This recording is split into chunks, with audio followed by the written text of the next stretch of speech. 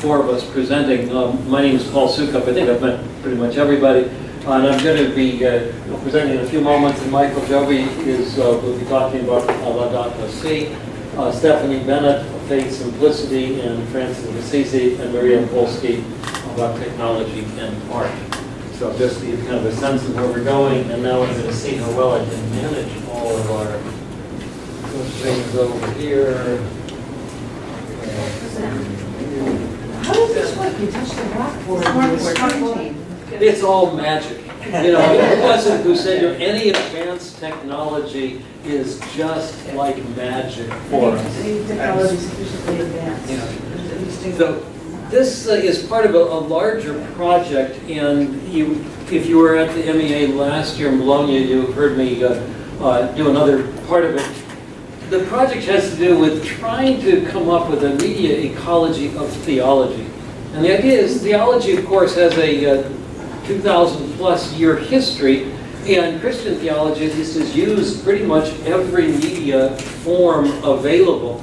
And so it gives us a very nice case study, being able to see whether this media ecology in practice, does influence the way theology is done and so on. So today I want to talk about Christian art in this, and kind of basically where I'll go with it is to kind of say this theological reflection, and I'm using Anselm's theology as faith-seeking understanding, happens within a media ecology. So the Christian theological reflection takes place within that media ecology, and I'll kind of do it in several steps. I'll give some examples first from worship, art in worship, and art in manuscripts, then just a little bit on some of the theory, and then finally the consequences as we see the media environment change. So that's the plan. Within 100 years of the death of Jesus, some anonymous artists in the catacombs began putting images next to burial sites. And some of the images were of the Good Shepherd. This would be one example from the catacomb of Calixtus in Rome. But this image shows up over 120 times, or a similar image in those catacombs. You also had other catacomb images that would be put there. And as we look at them today, in one way or another, they express a kind of theology of hope. A hope that the Good Shepherd will carry the Christian into the presence of God. Or the hope that Daniel would be delivered in the lion's den. Various things that place people in moments of threat. You have the images which remind people that God is faithful and God is going to deliver them. We have other kinds of things as well. Another area of worship a little bit later than the catacombs, so probably by the 4th century, and so baptistries. One of the very interesting one is in a place called Dura Europos, which is in Asia Minor. A very interesting collection of a synagogue next to a Christian church, next to a baptistry. And even more striking from the point of view of the development of art is that even the synagogue has art and frescoes and other things in it as well. But from the baptistry, you start getting, again, more of a theology of deliverance. So the Israelites crossing the Red Sea, or Jesus walking on the water. This is, it'd be hard to work out. Oops, I didn't mean to advance it, but forgot you can't touch the board. Let's see if I can make it go backwards. Or Jesus healing the paralytic, but all of these associated with the meaning of baptism. And so baptism is in some ways a moment that is going to be a time of deliverance. And so we begin seeing, if you want, a sort of media ecology of a religious image connected to a place, connected to a particular act, in this instance of worship. Many of these also combined symbols. So it's not just representational art, but also symbolic art. So that again adds, if you want, to the mix of the media going on. And some of the symbols would be the fish. Again, you may be able to make it out, the kind of fish standing on its tail, with the Cairo symbol next to it. Or a symbol of an anchor, and you again have the fish at each end of the anchor, but the anchor forms a kind of cross as well. Or a ship, and the ship's mast forms the cross. And so you end up with sets of symbols that were used, and some of these were approved symbols, if you want. So Clement of Alexandria in the 3rd century writes that symbols that are appropriate are seals ought to be a dove, or a fish, or a ship, or a tuneful harp, or a ship's anchor. If there should happen to be a fisherman, he will call to mind the apostle and the children drawn up from the water. And so even by the 3rd century, you start getting some reflection of which symbols to choose and how they should appear in the art. But it begins to assemble a kind of theological meaning. We shift, again, a few centuries later, as Christianity is legalized in the empire, how they build churches. Many of the early churches were simply public buildings built on the basilicas plan that the Romans used for public buildings. This one in San Gloria Nuovo in Ravenna is very interesting because it is the plan of the Roman building, and you normally would have had in the front of the church the emperor or whatever. Here you have the altar, and above the altar a mosaic of Christ, the all-powerful, the omnipotent. But what's interesting is along the sides, and you can't see it very well, you have a procession of the Christian saints along either side, the men and the women moving towards the risen Christ in the front. And in fact, it gets even more interesting that they also use the members of the royal court who were part of that procession as well. And so you have both the church recognized as saints plus the church members who were worshiping in that particular place. But the idea is that you start getting a sense of the complexity here. I'll quote from Gregor Goethals, who she says, to more comprehensively understand these images, we need to study the texts that were recited during the rites, whether that was oral or written scriptures, the cultural context in which the artistic styles mingled, the socio-political circumstances of the local community. And we need to remember that even the static images of the early Christians were experienced in the dynamic context of ritual and action. And so we begin seeing a media mix within these kind of sites of art, and this provides a way of trying to help us understand the theological thinking. Yes, there was theology, that faith-seeking understanding being done. The record we have tends to come from sermons or homilies that were written down, and it is the theology which we would tend to study. But there is also a theology that is presented in the way that the churches were built or designed or used. This continues well into the medieval period as well. So the great medieval cathedrals at Chartres and Vézelay, just to give you two examples of those. This image on one of the outdoor pillars outside of Chartres is an interesting kind of theological mix, not from the stylized art, but from the people who are represented. And these include the prophet Jephthah, King Louis VIII of France, his daughter, the Blessed Isabel, and Zachary, the father of John the Baptist. And it seems kind of like a funny mix. And so here's what one of the commentators says. There is a real reason for this composition. Jephthah, as the sacrificer of his daughter, is a symbol of Christ. As a prophet, though differently, Louis VIII had consecrated his daughter Isabel to God for a holy life. She built the monastery of Longchamp near St. Cloud, of which she became the abbess, and therefore is represented in a religious garb. The sister of St. Louis, King of France, under whose reign the Cathedral of Chartres was dedicated, was one of its chief beneficiaries, and so she wants to, be commemorated through the family. And Zechariah, in the Benedictus rehearses the benefits of the Lord has brought through history. Blessed be the Lord, the God of Israel, his saving his people. And so in a sense, it kind of puts a marker for how people are to understand the building that they go in. You get a different image that Tim kind of over the door here at Vézelay is going to represent, again, the movement into a theological space.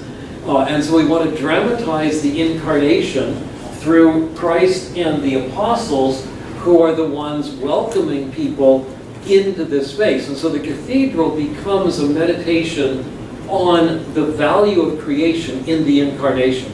So taking a theological idea and really building it out into stone, if you want.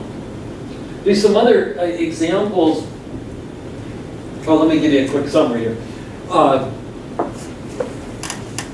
Symbols, whether in the art of letters, images become a code for what people believe. Even the fish image, of course, was drawn from the initial letters, Jesus Christ, Son of God and Savior. The worship, in terms of the ritual acts, the places, and the churches within these larger contexts. So just again, to sketch, we have a media ecology which tells us how to understand the reflection on belief that the builders did. And so the churches and images are supposed to teach theological lessons.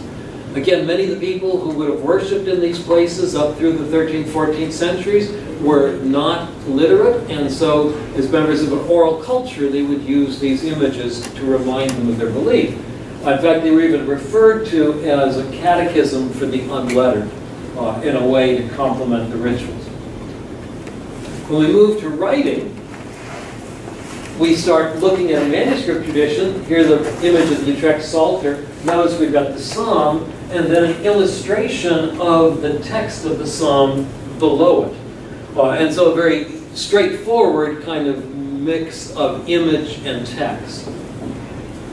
The Book of Kells takes a different approach. Here are 2 pages from the Book of Kells. The one is the arrest of Jesus, and the next one here is just the image of a decorated page. But in this, again, if I can find a little explanation of this, I can tell you about some of the Book of Kells.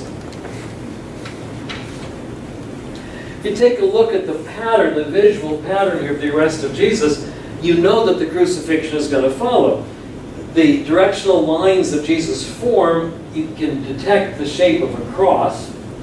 The blue areas of Jesus' clothing, set off by the contrasting red, establish the linear cross pattern. The outstretched arms extend that, and then you also see the kind of X shape, which can represent a cross, and Jesus crucified between 2 thieves. Here you have the 2 who are arresting him. So the image itself summarizes what the pages are going to say. And the artist has shaped, as we heard this morning, I mean, that was much better than I could do. I felt like, that movie when Harry Met Sally, okay, I'll just get what he did, And, I think that just sort of says it all, what we can do with these kinds of images. What you see is the media environment. We step back. There's a relationship between drawing and text, the physical relationship on the page, or the facing page. There's a relationship between the illustration and the meaning of the text. There is a critical relationship that's asking us to think about how these things help us to understand. There's also a choice of typeface and image is the decorative purpose. Lots of different ecologies going on. They have to choose, the creators of this, which image, which passage should receive attention. That's a theological point. If I decorate this one and not that one, where do these images appear? What purpose do they serve? And in some ways also, the illumination supports the authority of the text. These books, so lavishly decorated, carry great authority. They also remind us of the different senses of Scripture. So in kind of a theory of this, we have, first of all, a Eucharistic format within the worship. If we see the Eucharist, the bread and the wine as the body and blood of Christ, There is a value of material objects as a place of divine power. And then the question is, can you extend this to other things? To art, to churches, to places, to building materials. And that is exactly what was happening. It gets opposed in the 9th century with the iconoclastic debate whether or not you could allow images, and John of Damascus talks about the different meanings of an image and says if God could take on human flesh and the divine imaged in humanity, then we should be able to use images, further. They also said this has an educational purpose. You have a commentary going on. So you're developing now a whole theological understanding of the image based on this practice. But it was not without opposition. And so some monasteries did not want images. They wanted the monks to read the Bible. And so they wanted to shift what's called aniconic art, so use of colored lights or shapes. The Reformation, with its focus on literacy, and really a hyper-literacy, sola scriptura, just read the scriptures, rejects so much of this imagery. And there's also a purification of the idea of the Eucharist in the Reformed churches. And so you have art pushed out of the churches and this delinking of the material and the spiritual, less of an emphasis on the incarnation, pushing art out of the churches. Each of these is a theological conclusion, and then you shift the theological themes.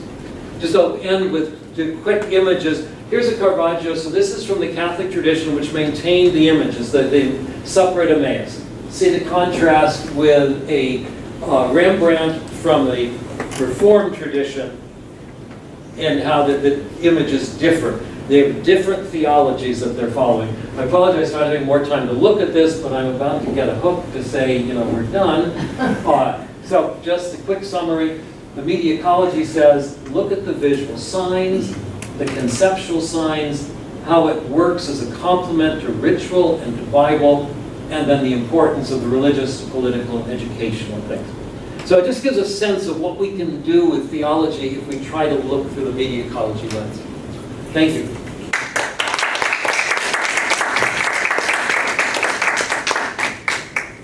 And you guys have slides to put up? So we'll go back over to... Nope, that's not the right one.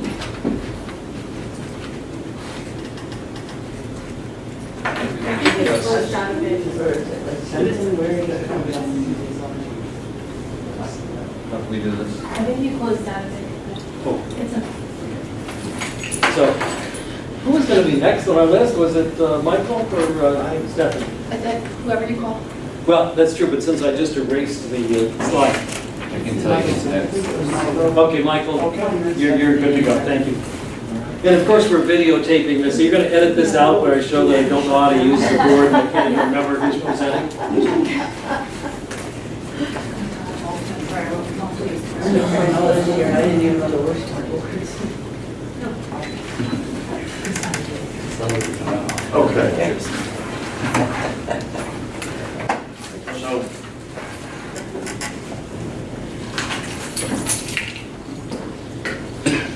this is going to be half lecture presentation, half performance art. You think I'm kidding? You never do.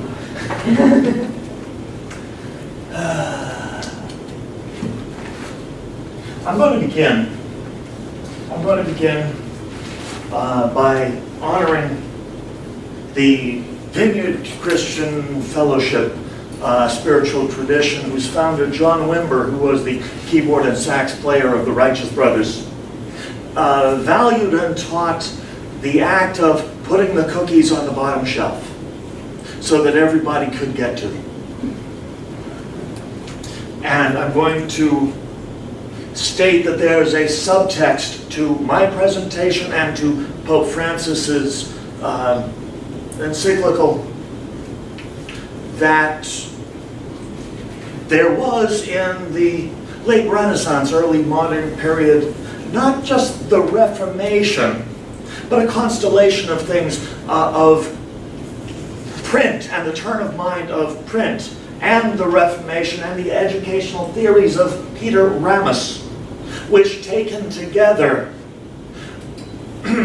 mixed, mulched, and carried forward over time, brought us into what we now know as modernity. And we are now in late cycle modernity, and we are paying the price of the choices we made. And they have proven to be more costly than we thought they would be. Because I'm doing this sort of media ecological shorthand, the shift from acoustic to visual space fosters spiritual deafness and compensatory addiction. So that we can no longer hear God. We can read, but we can no longer hear God, and so in the absence of hearing God, we define the purpose of life as something that we can attain, which is consumption of a lot of things. This consumption and addiction is most pronounced in the most technologically advanced countries. So I submit to you that our problem is not population.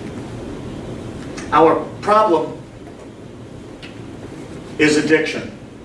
And the root of that addiction is deafness, spiritual deafness. With that, I'll continue.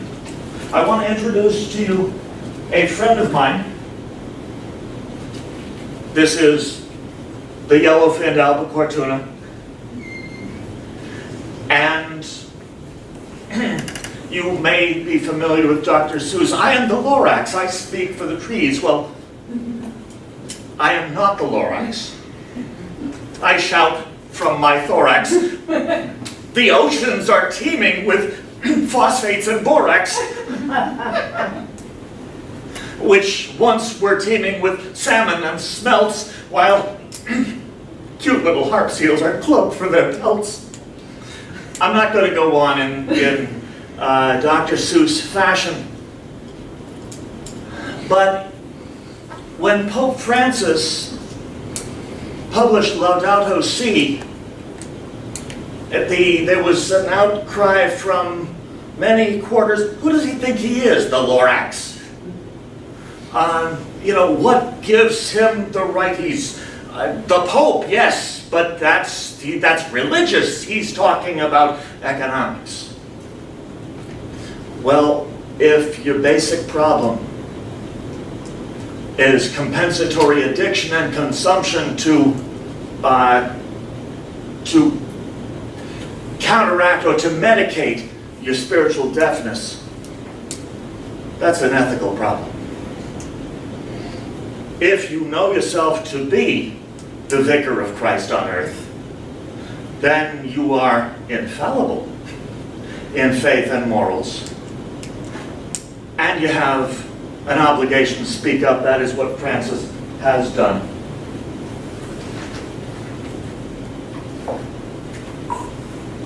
And I suspect that a lot of people reading Pope Francis's work could not help but read it in a manner not native to the text itself, because the text itself was written by a man who is himself devoutly two things. Pope Francis is a red-letter Christian. That is to say that in the text of the Gospels, the letters in red, the words of Jesus, outweigh all other words. And Pope Francis is a Jesuit. He is trained in the Jesuit Ratio Studiorum, which is about the last whole and intact practice of the classical trivium in the Western world, which means, by the way, that Pope Francis, as a trained rhetorician, is really good at performance art. Now, any media ecologist should pick up on this, because two of the source documents of our discipline deal directly with the classical trivium. These are Marshall McLuhan's doctoral dissertation at Cambridge, which was said to be the most learned ever presented at that institution, and Walter Ong's doctoral dissertation, the English department at Harvard, which was demonstrably the longest ever presented at that institution. There is, by the way, I recommend this for your study as media ecologists, there is a synergy between these two texts, and the synergy is demonstrated by their background and provenance, where McLuhan had Walter Ong as a student at St. Louis University, and later wrote to him shortly after the ink was dry on his own doctoral dissertation from Cambridge. He's advising Ong on what he should do his own dissertation about. And he writes, you should, let me get the text. Let me get the text.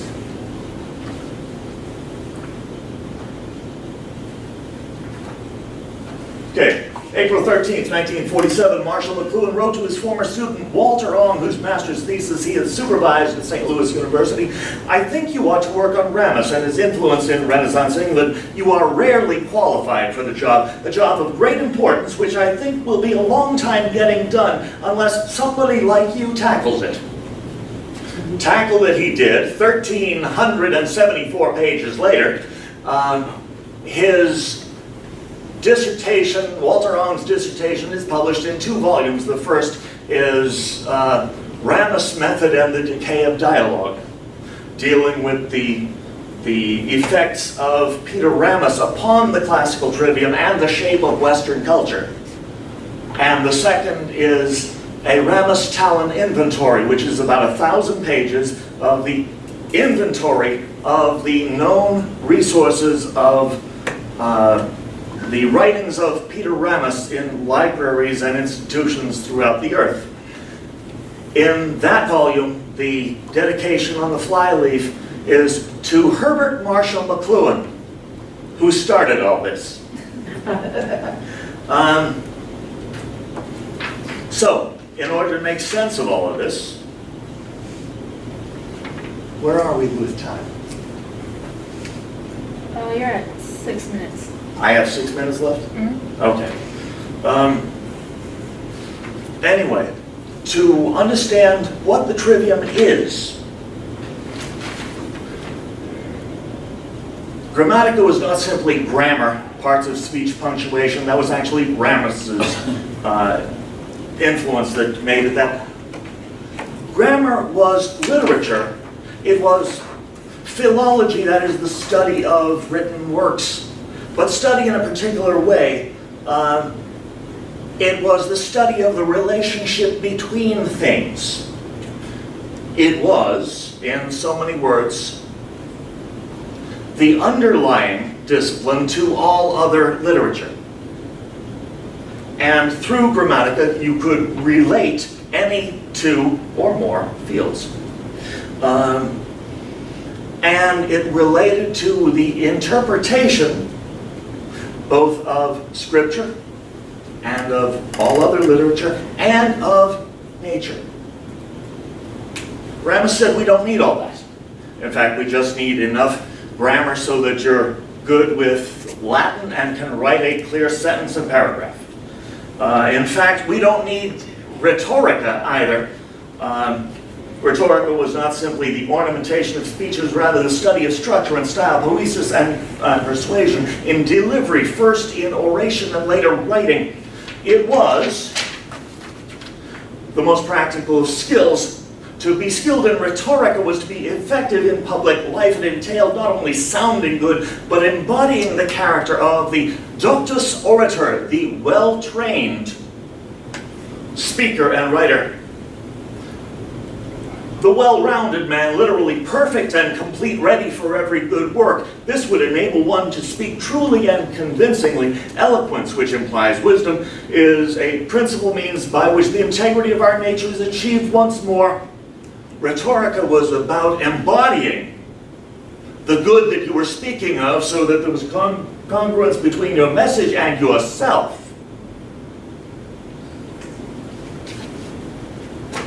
Dialectica requires no introduction, it's logic. And Peter Ramus was the first to say, really, all we really need is a lot of logic and enough rhetorica to make our logic palatable. This produces problems. This produces problems because it dissolves relationship. Grammatica was all about relationships. Dialectica was about was figure divorced from ground. One who practices figure divorced from ground to the exclusion of all other approaches becomes groundless, ungrounded. And we see that in the shape of Western culture. Where we see it perhaps most tragically is in the story of Robert Pirsig, Zen and the Art of Motorcycle Maintenance, who was, show of hands, how many people are familiar with this book? Okay, great. He came to realize that dialectica wasn't enough. He grasped onto rhetorica as the way of living an integrated life, but he knew nothing. He was never exposed to grammatica as discipline, much less a unitive discipline. And it nearly killed him. Sadly, it didn't have to happen because one Herbert Marshall McLuhan had, when the ink was dry on his Cambridge dissertation, had applied to the University of Cambridge, the University of Chicago, to teach in their Great Books program. But they didn't know quite what to do with him, and so they sort of ignored. And then Pirsig arrived, and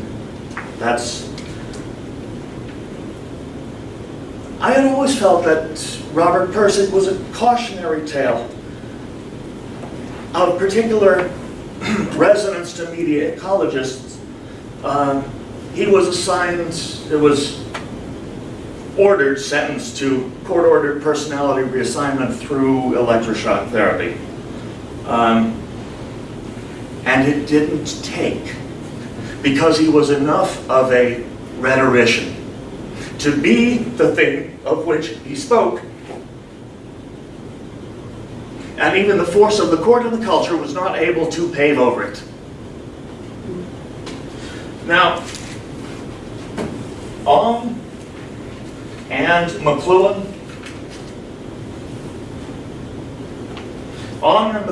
both have said that writing takes one out of one's tribe and into one's head, specifically into the left hemisphere of the head.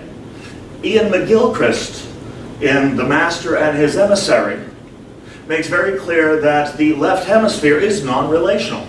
It has no capability of relationship. It does not love. And once again, Walter Ong said, it is not that God is silent, it is that modern people are deaf. Why? They're camping out in their left hemispheres. Our American approach to healthcare, foreign policy, economics is overwhelmingly left hemisphere. We believe in overwhelming force, not relationship.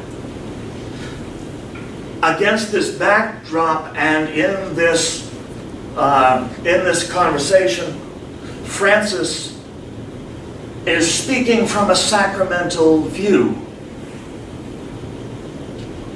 which is whole.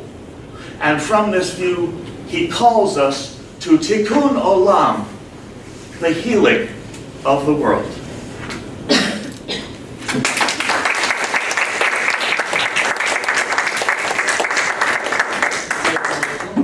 Our next speaker is going to be Stephanie Bennett from Palm Beach Atlantic University. Faith, Simplicity, and the Saint from Assisi, Understanding the Dialectical Necessity of Speech and Silence in American Evangelical Culture.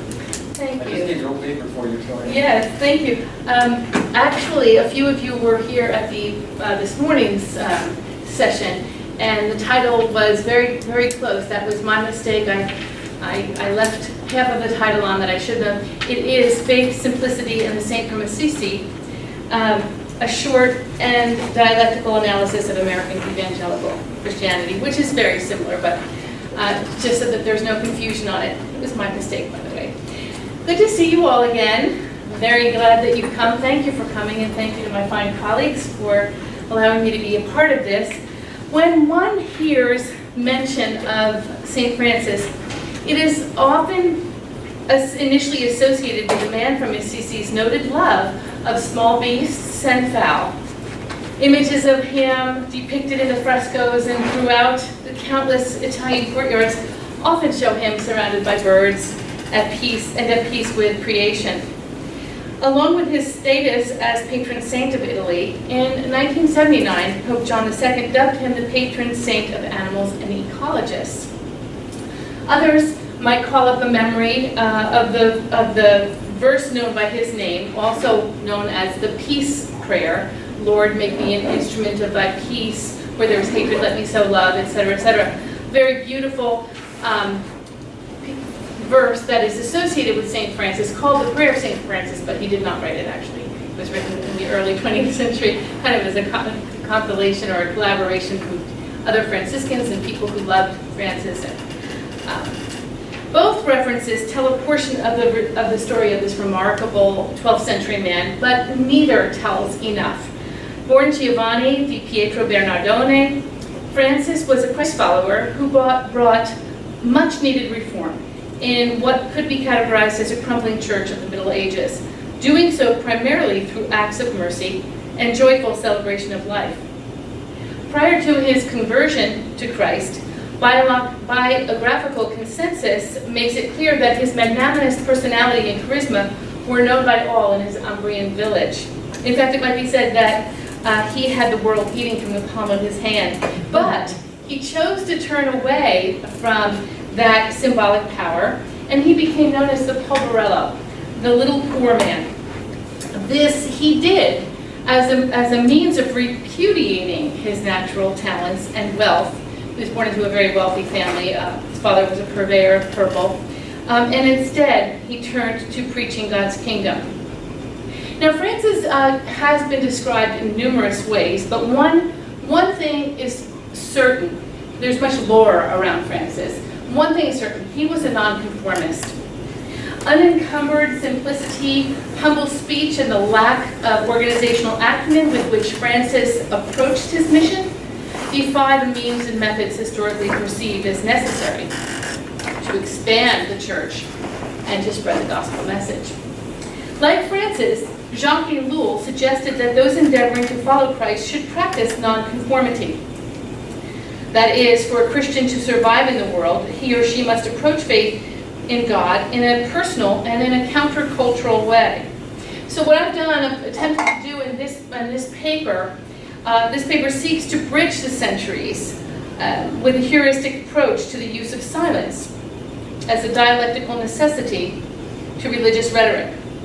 And using the life of Francis as text, I have explored the similarities between the Christian church in these two eras, comparing and contrasting the ecclesial ideals and methods of disseminating the gospel message. First, a very brief encounter with some of Ellul's thoughts from his best-known volume in the theological tract, and my favorite Ellulian theological work, The Presence of the Kingdom. Most who are aware of Elul know him as a philosopher and a social theorist. And while his numerous books on social theory have truly been a gift to this generation, Elul was also a theologian. He wouldn't consider himself one, but he was. From his perspective, the push and pull of sin and grace in human life, in our experience, it's just part of the Christian life and should not be quietly dismissed as theoretical or problematic. The tension that exists there between sin and grace, between God pouring his grace out on us to give us help and accepting us and loving us, and the fact that we're always imperfect and always going to be imperfect, always making mistakes and always rebelling, is a tension that necessitates apprehension. It is dialectical, and it necessitates our understanding and dealing with the challenges that one must face as an active participant in the world, while simultaneously understanding that Christians are not of this world. We belong, as Abel says, to a kingdom of heaven. So this dialectical quandary also involves the tension between conforming to institutional protocols and the freedom individual believers have for following their own conscience and inspiration. Still with Jacques, with Abel here, for the Christian living in the economy of God, this tension is a very real reality.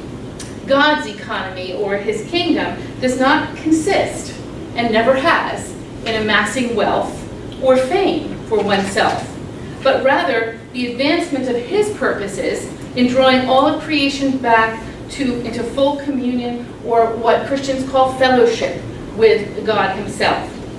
Maintaining a healthy respect and service to an earthly government, while at the same time acknowledging citizenship in the kingdom of God, often puts the layman, the layperson, at odds with culture. A quandary regarding one's action and loyalty often arises, creating even more tension. But for Abel, this is key. The tension is simply not resolved by creating a two-tiered system of holiness in which a priest, a minister, or a monk opts out of the pressure to conform to culture. Instead, what Elul maintains is to maintain, pursuit of life in Christ involves wrangling with this tension, really getting in the mud, just wrangling with it, rather than attempting to resolve it once for all. When Christians, or any believers for that matter, find a way to isolate themselves, one part of this very real tension might be quelled, but the isolation does not allow the church to do what it is called to do, that is, to allow God's love to shine brightly against the darkness in the midst of the darkness. This is not to say that there is no place for monasteries or cloisters, but this is just part of Elul's project. Long before Abel, Francis's attempt to live this way, to live a Christian life, took very seriously this call. Although life in the 12th and 13th centuries was perhaps a quieter and less hectic life, and I say perhaps, than the pace and expedience associated with this present age, the tone and the tenor of the church in the Middle Ages was similar, in some ways, to the contemporary church in North America. The medieval church was in dire need of reform. Heresies abounded. Materialism and greed were becoming the norm during this time. Lust abounded. Many, even of the official clergy, lived openly in debauched states, and the disorder of the monasteries was just as bad. I don't know how to pronounce this word, and here I am giving this talk, but concubinage, is that how I say it? Concubinage among priests and the religious had ceased to scandalize anyone. I'm quoting from Julian Green's A Fool for God, God's Fool. He said, concubinage among priests and religious had ceased to scandalize anyone anymore. The lust for gold, the incontinence of the monks and the nuns had become the laughingstock of the people and the inexhaustible source of licentious tales and satirical songs, whose echoes lingered long after the reforms, had restored the different orders to their early severity. Clearly, the need for reform was great. One other of Francis' biographers describes the state of the church as not so terribly different from the excesses of our time as well. He says, if we had no other source of information but the papal bulls denouncing excesses of every kind, They would be enough to paint a picture of that voluptuous society. Feasts, banquets dissolving in debauchery, lewd parties where minstrels performed their perverse songs, erotic dances and chants made their way into the churches. The taste for beautiful clothes and precious fabrics led to the most insane expenditures. Does it sound like today? Masses were said badly, shortened, and mumbled. It was into this climate that Francis of Assisi was born and raised. Once he made the decision to renounce his family's wealth, Francis's outgoing, robust life began to dwindle down. You might even call him downwardly mobile. Increasingly, he spent time at a little chapel in San Damiano, actively searching for ways to obey the call to bring back the church from the ruins, because he had heard the voice of the Lord say, "Repair my church." There, the contemplative bent of Francis's life began to take root. The pull of his former life was not something that he could easily mitigate, but rather than going to a monastery, which was the typical route during that day of trying to live a serious religious life or be a serious disciple of Christ, or entering the seminary to become a priest, Francis embarked on a life of what could easily be viewed as reckless uncertainty. He blazed a trail that had not yet been walked, never knowing where he might find his next meal. He trusted God for his survival and lived in the midst of the jangling, desperate needs of a church that was largely in shambles. In this way, then, Francis embraced the tension of what might be referred to as dual citizenship, a citizen of heaven and a citizen of this earth, all without easy answers. Again, like a law, what a law puts forth in the presence of the kingdom. Had he not approached his calling this way, Francis might never have made the impact that he did. For following religious protocols and principles is just not sufficient to live a true Christian life. Yes, we have protocols and principles to follow, but just that doesn't do it. What Francis intuitively knew was necessary is directly in line with what Ellul came to call revolutionary Christianity many centuries later. I know I'm not going to have enough time to tell you about revolutionary Christianity. Some of you were in the last session when Jerry Forsberg talked about it. I'll just say this. For Ellul, revolutionary Christianity represents a type of faith and presence in the world that does not get swept up into dark alliances with politics, with religion, or any other human system or institution, and instead allows the church to offer the story of life by providing a living witness to the world. So, for the purposes of comparison with Francis' approach to the gospel, I limited my own approach. I limited my own research for this paper to American evangelical churches. But I'm not trying to pick on the American evangelical church. I'm not trying to pick on any particular church. I just think that there's a comparison to be made. I've particularly limited myself to the non-denominational, multi-site, and megachurch trend that has been flourishing in the United States since the 1980s. A cursory analysis of the two main areas of church practice are addressed in my paper. They are church growth and entertainment culture. If you've been at the MEA and ever heard me speak before, I do go on about the entertainment culture, and I'm not going to stop in the midst of writing a book on it. So church growth, one prominent approach to proclaiming the gospel message today may be seen in the current emphasis on church growth. The trend attempts to conflate successful church life with large numbers in one's congregation and has produced a rash of business model materials and the appearance of church growth consultants to help expand congregations. This, in accord with the traditional missional inclinations of the church, purports to stem from the need to reach the lost. However, rather than allowing for growth to emerge as a natural result of church members sharing their lives or letting their light shine with those in their respective neighborhoods and circles of influence, the practice of hiring a consultant or implementing a program to grow church has made this organic process more complicated and financially costly. One example of this is the work of artistrylab.com, a church consulting agency that exists to help churches, quote, optimize engagement with their people. Their services help pastors learn how to keep visitors and resonate with their brand to attract and keep people in their pews. Author and consultant C. Peter Wagner was at the forefront of church growth industry in the 1980s. He was known as a missions strategist. Okay, from Rick Warren to Jack Hayford to Robert Schuller or the myriad of megachurch moguls, The implementation of marketing strategies for church growth and revenue increase is no longer an anomaly. The impulse toward manufactured growth does not complete well with Abel's ideas concerning human freedom and the gospel of love. Even though the means are used to justify the spiritual ends, these propagandistic techniques give rise to many other practices that detract from the mission of the church as a sign or a witness to the world, reaping results that are unintended.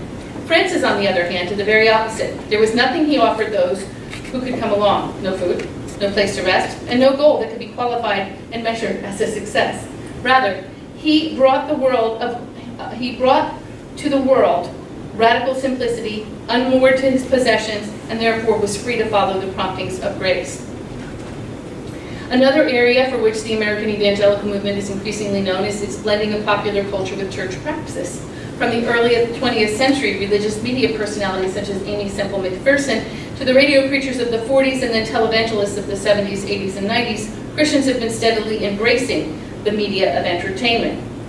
As the preponderance of the image has increased in America through entertainment, so has the culture of entertainment taken root, and in many ways eclipsing oral and written means of communication of the gospel.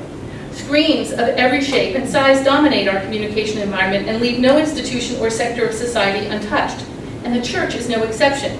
Celebrity testimonies screamed into Sunday services are one very minor example of the entertainment culture in today's churches. Some are led by clowns, others celebrate a circus atmosphere. Okay, this trend, I believe, from my read, is in direct conflict to the means by which Francis shared his faith. Not saying that every Christian of every generation, of every culture, must share the gospel and find their methods the way that he did or the way they did in the 13th century. But it leaves out a very important piece of the faith, the orthopraxy of lived church community.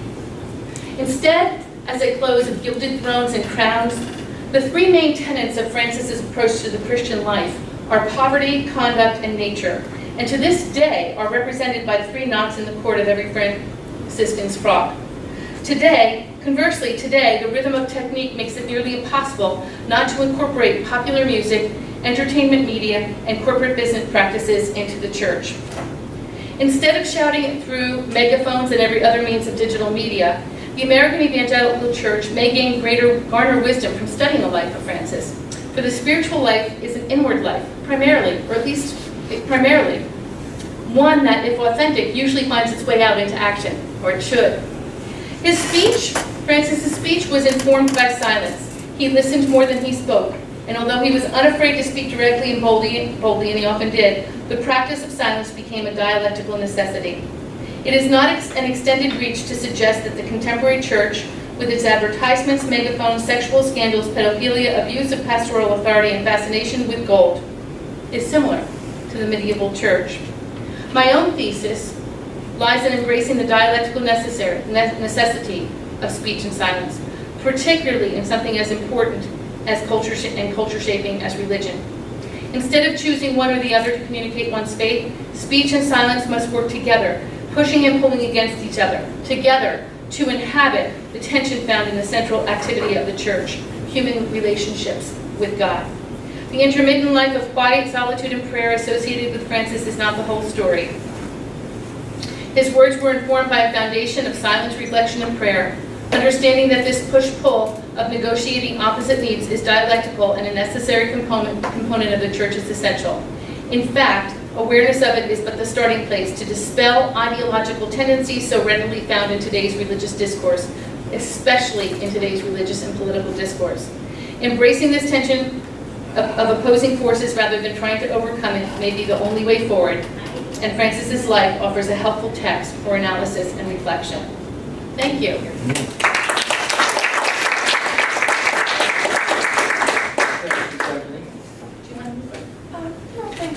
Our next speaker is going to be Maria Polsky from East West University in Chicago. Does new technology bring new art? Yes, so let's see. I don't know how. Just touch it and it advances. All right. Hi, my presentation is mainly pedagogical. I would like to share with you an assignment that my students do in senior seminar. In the middle of the quarter, I ask them to write a paper, how do art and technology interact?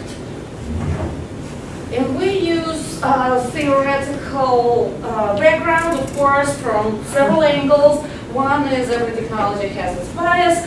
We study what Neil Postman has to say about different biases of technologies, and students love this.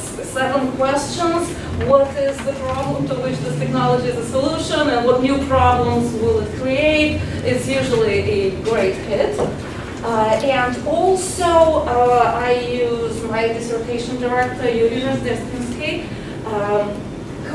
He's just as loved and revered in Russia as you guys love and revere Neil Postman and Marshall McLuhan. A wonderful human being and a great, very profound thinker, founder of the Russian School of Media Ecology. So one of the things he said is that when a new medium is invented for communication, it does not cancel out the previous medium, it informs it. And the oral speech gets modified after written speech is invented. Printed speech influences writing and oral. Electronic influences the previous levels. So I think McLuhan, because he likes aphorism and scandals, tends to emphasize the vortex and oh my God, we're all going to die and everything's falling apart.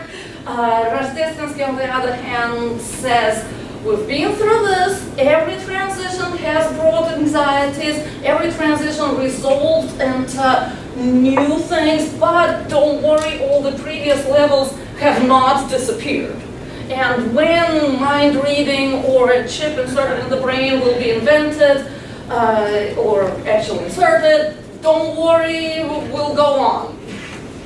To use Father Paul's term from a few presentations ago, it's an ecosystem. It's not one canceling out the other ones. They end up together in an ecosystem.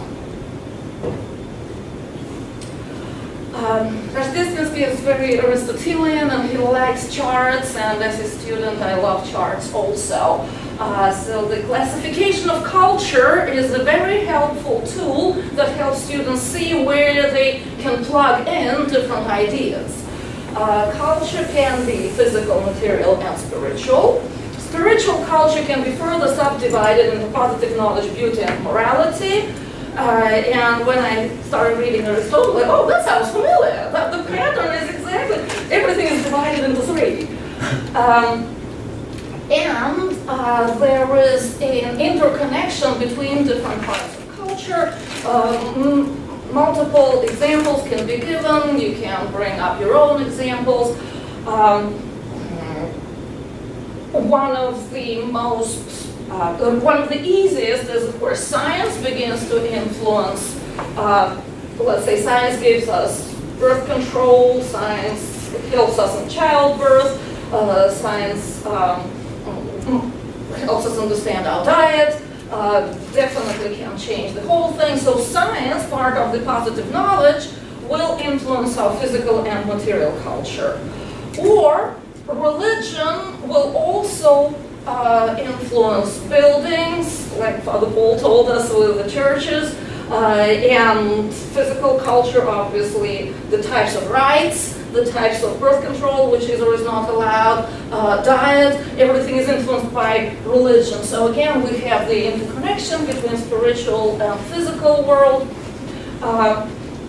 The levels of morality deserve a separate presentation, which I actually gave about 3 years ago.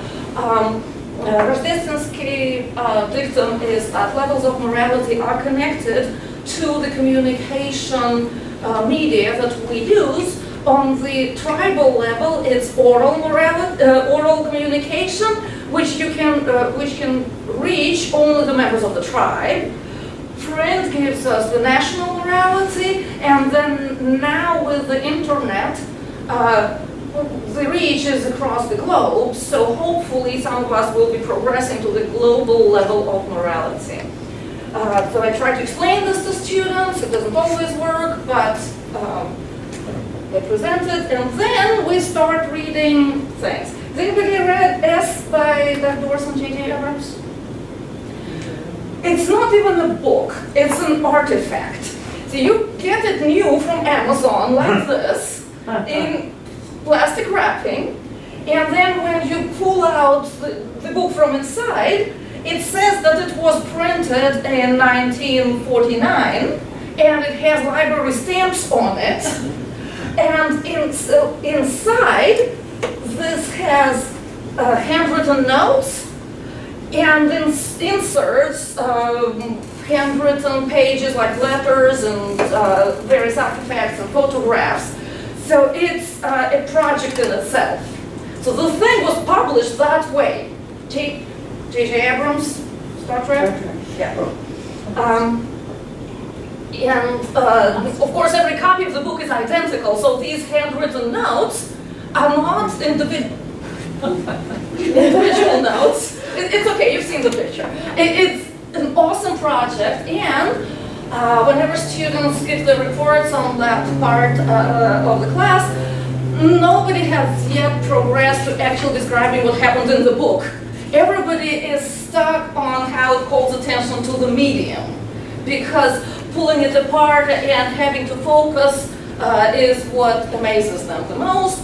The student is saying that it's like browsing a web page. Then she says on the same page, generally I am a speed reader, but this novel was quite a challenge to multitask with. So the whole thing never progressed to the next step, that it's not like the web page. On the web page it is an optional thing to click on all the links, but here you have to understand all the marginalia and the inserts in order to put together the entirety of the book. And another student said that it made him feel like a participant in the text. And another one, it's almost impossible to be bored by it.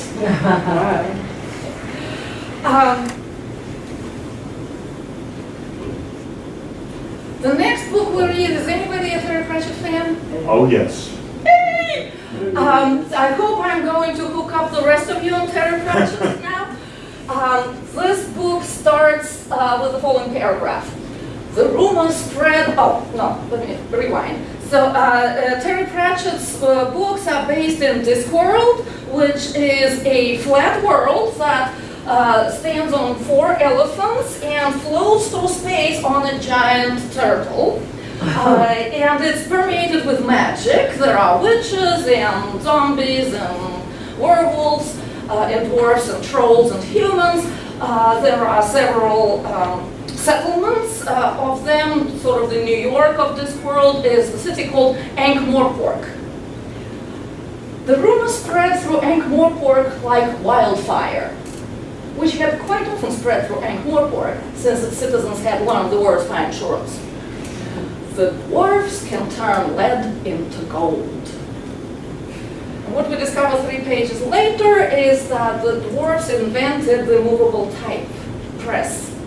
So it's not turning lead into gold, it's using lead, what do you call them? Letter forms, in order to create, to print stuff. So the students said that they would rather study the birth of print culture from something like The Truth, Comedy Mystery, because it's funny, it has action, than read history books and listen to lectures. And it illustrates the birth of investigative journalism and newspapery things. And, has a lot of philosophical things. The university people started arguing what's going to happen to meaning in the book if you can take the word apart and then reassemble a totally different word of the component parts. They were very concerned about that and were resistant to the idea of printing things using the service until they realize that it's going to cost them like a penny as opposed to many dollars in the Engravers Guild. We also use Black Mirror, which is a TV show. Is anybody? Okay. My husband had to preview it for me because I don't do things with sad endings and traumatizing things. So he said, honey, you can only watch this, this, and that. So I assigned to my class only the episodes that I could watch. One of them is called Nosedive, and it's all set in some kind of future. This type of future has the technology where we have lenses in our eyes, and you can see the rating of the other person. So the person is passing by, and I see, okay, William 4.3, and Dennis 4.2, and sorry. I started to know that. That's actually, and Father Paul 4.8. And then you get like discounts on rentals based on your renting. You're aligned to rent a car. This is 4.3 and above, and this is for everybody below 4.3. And the students' reaction is, it's a great example how the world may actually turn out to be. The next one is the entire history of you. This man begins to suspect that his wife is unfaithful, and that world has memory chips that they insert. What are they? Grains. These memory things are called grains, and you can rewind the memory. And you can project your memories on a screen, and it's very useful when you need to do analysis, exactly what happened in the meeting. So he starts rewinding little episodes for his wife, saying, what would be your interpretation of that? So he finds out that she was cheating and the baby really may not be his. And the student's reaction was that the human dilemma, and this is the quote from Neil Postman, the human dilemma is as it has always been, and we will solve nothing by cloaking ourselves in technological glory. Just like in caveman times, an important preoccupation for a male is to know that he is raising his DNA. Same thing. Doesn't matter. And the most... sorry. Well, he said you have to. Yeah. Since it's the foundational part, he said... It's a bad ending, though. Yeah, well, I had to do it. Bad story. Terrible thing. Well, I'm sure you what they were talking about. well, Binge watch. She'll tell you. I have to tell you. Because so here, the Prime Minister receives a message which was sent to him via YouTube, so not to him, but to the world, that I have kidnapped Princess Susanna and I will release her if the Prime Minister has sex with a pig on live TV. And here are the lighting conditions and the colors and everything that needs to happen in the studio while this performance is taking place. Well, 1 hour later, the guy actually has to go through and do that. And then we find out that the person who orchestrated the whole thing was an artist. And in the last minute of the episode, there is like newscast of 1 year later, and the newscaster says one art critic was subject to criticism because he said that that was the most influential art project of 21st century. Because it's a performance art using the 21st century tools, media, YouTube, manipulating humans.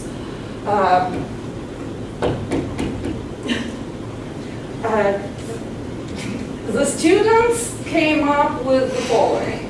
Digital technologies have enhanced the power of works of art. They're everywhere, they're visible, they can reach us individually. With great power comes great responsibility, but this responsibility cannot be on the artist because artists are crazy. Their loyalty is to their art. They will continue to play with the medium. Thus, the responsibility lies on us, on the users. And the audience is responsible for our ability to pass a reasonable judgment and our ability to look away when necessary. So the students are saying, backwards, that the biggest thing that new technology has added to art is that now it requires more self-control from us. Yeah. If people had the willpower to look away, the kidnapper's sickening plan would not have worked. But people are people. If law enforcement has the responsibility to protect us from crazy artists who are going to damage us. And can we go one more? No, never mind. That's it. Good. So, thank you very much.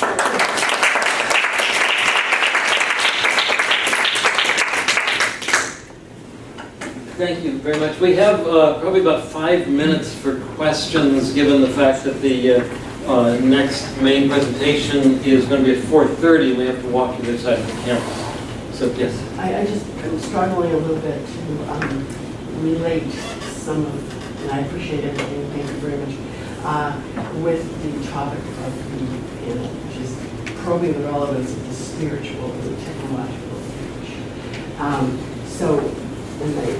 I love your presentation, but I'm having trouble with Yeah, I thought about it when I realized what kind of panel I'm on. I started thinking in a panic. And I thought of the big chart of types of culture, scientific developments, influence, spiritual developments, and people who haven't progressed in their spiritual development and are given dangerous tools of technology of the 21st century. Really, it's the effect of the monkey with the grenade. I understand. And I did have a call. I appreciated everything, and it made me a little less cynical about the political people in the sectors.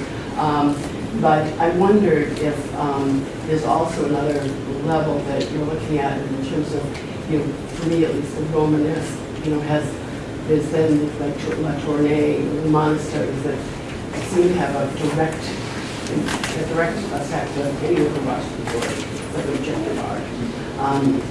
In terms of our present situation, people who build things, even build audiovisual things, how to have the thing, convey the present, not the presence of the person, but not present, but the attempt to be present at least of the person who's trying to channel this. The question is, if I get it, I think what we see is, an artist is going to act out of his or her belief, and if I put this in a theological belief, and so there will be certain relationships that might be literally, if it's an architect, to be built into the stone, the way that rooms are designed, the kind of interaction that happens, just as a graphic designer, as we saw in the book of Kells, may want to take things from the Passion of the Lord